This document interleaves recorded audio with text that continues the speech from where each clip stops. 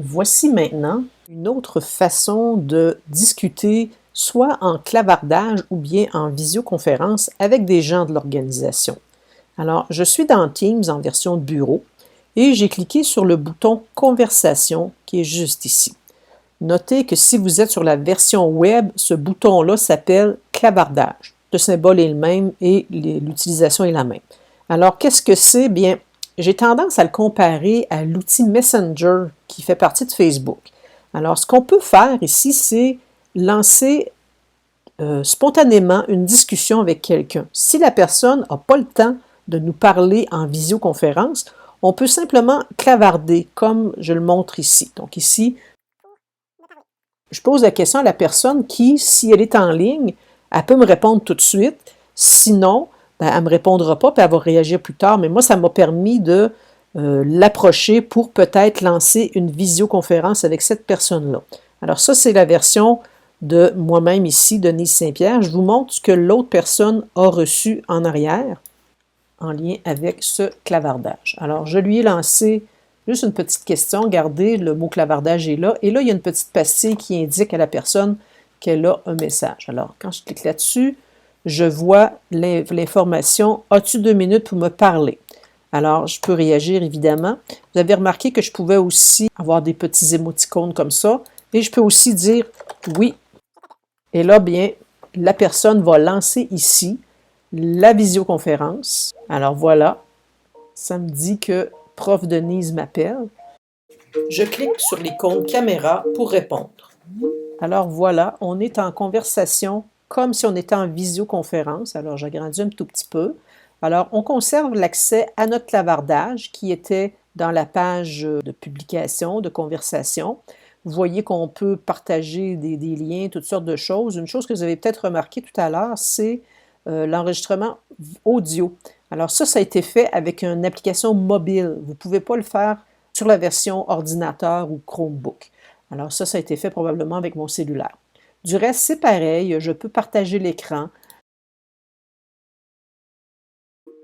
Si vous lancez l'appel et que la personne ne vous répond pas, vous aurez accès à laisser un message vocal sur un répondeur. Votre interlocuteur recevra un courriel contenant le fichier MP3.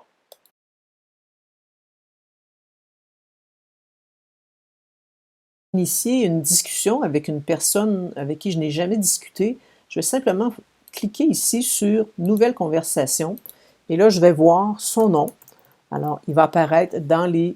Alors, je peux tout de suite démarrer une conversation. À partir de ce moment-là, la conversation existe. On pourra entrer en réunion. Et cette conversation-là va toujours être la même. À chaque fois, toutes les fois, je vais avoir besoin de parler à Récit. Je vais lancer la recherche si je ne le trouve pas rapidement ici. Et c'est le même mur de discussion qui va apparaître.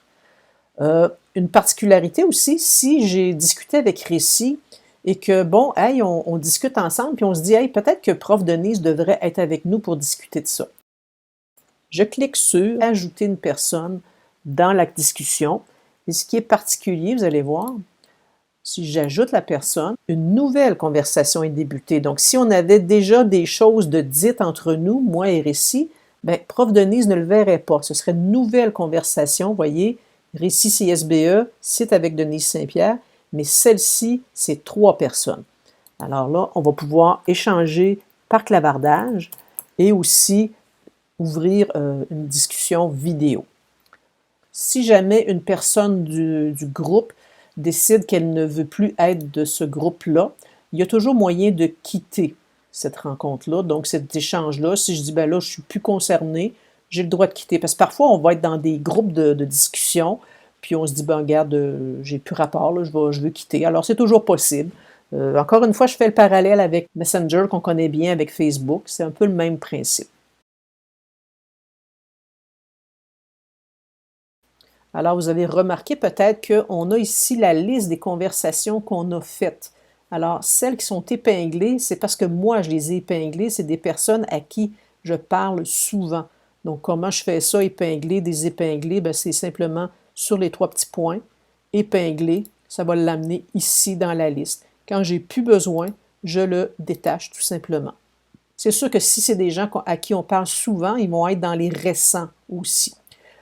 Toujours sous les 3 points, vous remarquez qu'il y a d'autres actions, entre autres, activer le son ou le désactiver.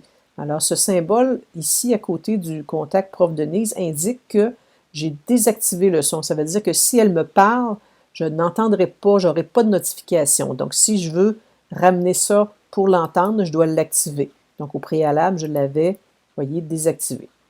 Masquer, on peut masquer une conversation, c'est-à-dire ne plus la voir dans les récents, même si on déroulait jusqu'en bas, on ne le verrait pas. Par contre, masquer ne supprime jamais une conversation. Conversation existe toujours. Donc, Prof Denise, si je décide de le masquer, même si je déroule beaucoup, beaucoup, beaucoup, je ne verrai pas Prof Denise. Alors, pour la retrouver, il faudrait que je relance ici la petite recherche. Et là, à partir du moment où elle est apparue, je l'ai ici.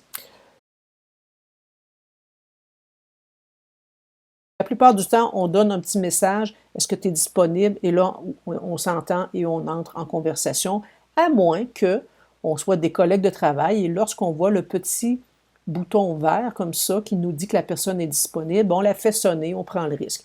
Évidemment, quand une personne a un petit bouton rouge comme ça nous dit qu'elle est déjà en communication, donc on ne le fera pas sonner, on va le déranger plus que d'autres choses. Quand le bouton est jaune, si on fait le survol, ça nous dit que la personne est absente. Donc, la personne n'est probablement pas, est peut-être branchée, mais elle n'est pas derrière son ordi. Peut-être que l'ordinateur est en veille. La pastille de disponibilité tient compte de toutes sortes de choses. Entre autres, si on est actif derrière l'écran, ça peut aussi être en lien avec notre agenda. Donc, si ça dit que je suis occupé ici, c'est probablement parce que dans mon agenda, il y a quelque chose à ce moment-là. On peut très bien aussi forcer l'apparition d'un état. Alors, je peux très bien demander à apparaître hors ligne. À ce moment-là, je risque d'être beaucoup moins dérangé si je fais ça comme ça. Si je veux ramener mon état, je fais réinitialiser l'état et à ce moment-là, il fait ce que automatiquement il perçoit. Donc, si je suis disponible, puis que occupé, là, c'était juste parce qu'il y avait quelque chose dans mon calendrier, je peux forcer l'apparition de la pastille disponible. Si je veux changer mon statut, mais pour une durée, donc pour ne pas oublier de le replacer ensuite, alors je peux très bien, pour une durée, dire que je suis occupé. Et là, je dis aujourd'hui, pendant 1 heure, 2 heures, 3 heures, etc. À ce moment-là, je force le changement de statut, mais il va redevenir ensuite comme je suis réellement. Autre chose qui peut être intéressant aussi, si vous avez à vous absenter, vous pouvez apparaître hors ligne, mais vous pouvez aussi définir un message ici. Donc, le message serait visible pour les gens qui essaient de vous rejoindre. Et là, on peut mentionner une personne, communiquer avec, et là, je vais faire un arrobas parce que la personne que je vais nommer va être notifiée. Elle va le savoir que je fais ça. Donc, quand je fais l'arrobas, on me suggère des noms et là, la personne est notifiée. Avec Denise Saint-Pierre, au poste, etc., etc. Ici, affiché lorsque des personnes m'envoient un message, bien, ça nous indique ici que votre message de statut va apparaître au-dessus de la zone de rédaction des messages lorsqu'une personne vous envoie un message ou vous mentionne. Alors, vous allez voir tantôt, je vais montrer la démonstration. Vous allez voir ce que ça change exactement. Effacer le message de statut après, donc je peux l'automatiser. Je pourrais dire jusqu'au 1er août. Alors, à ce moment-là, à 9 heures, ce message-là va disparaître. Et enfin, on peut planifier les absences du bureau. À ce moment-là, ça va toucher un petit peu plus largement. Ça va donner des réponses automatiques aux gens qui essaient de me contacter.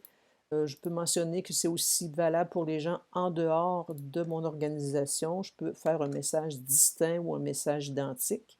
Les réponses automatiques, alors je vais faire débuter ça aujourd'hui et ça va se terminer le 1er août. Alors, quand c'est fait, voilà, c'est enregistré. Les gens qui essaient de communiquer avec moi vont avoir ce petit ruban noir leur indiquant, avant d'écrire leur message, que je risque de ne pas répondre. La personne qui a été identifiée avec l'arrobas va aussi recevoir comme message automatisé une copie du statut fait par Prof Denise.